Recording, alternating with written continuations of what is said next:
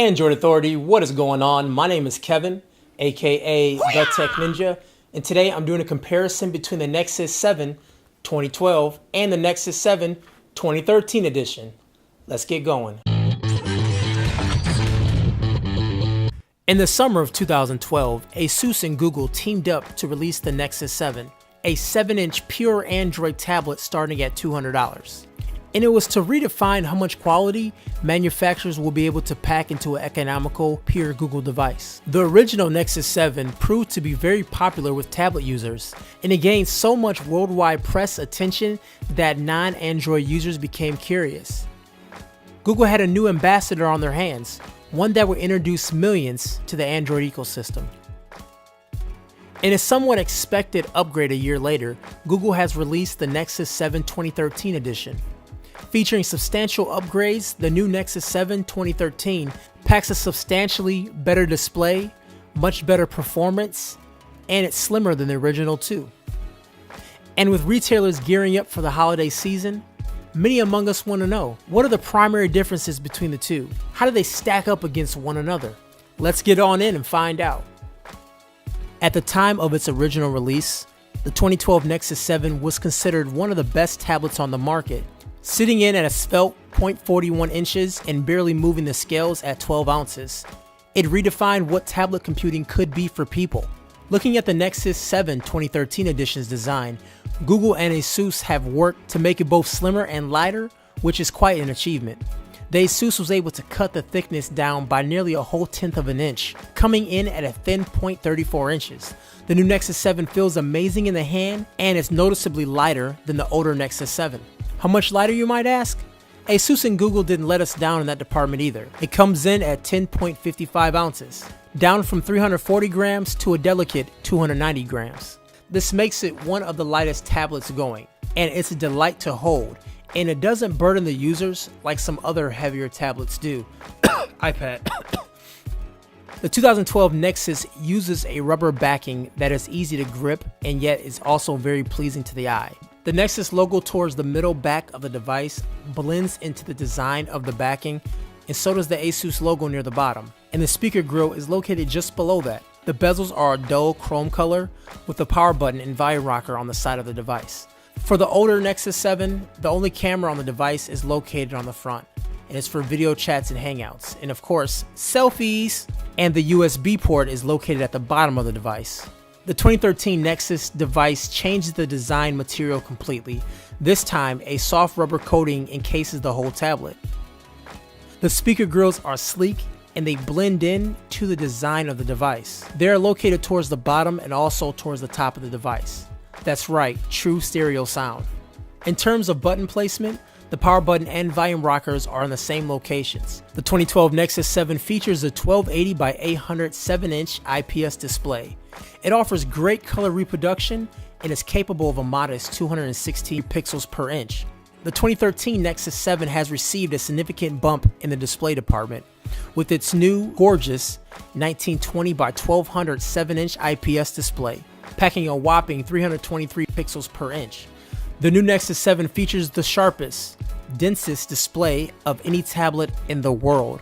When compared side by side with its predecessor, the Nexus 2013 display really makes the original Nexus 7 screen look dated. The colors pop, darks look excellent, and the white balance seems to be near perfect. The high PPI really allows the text to pop out at you, and its sharpness is unmatched. The higher resolutions allows you to comfortably watch a 1080p movie without missing much of the picture due to scaling. And I would honestly put it up there, one of the best on any tablet to date. The Nexus 7 2012 was the first device to feature the NVIDIA Tegra 3 SoC, packing a quad-core 1200 MHz ARM Cortex-A9 processor. It also features NVIDIA Tegra graphics with ULP, which is short for ultra-low power.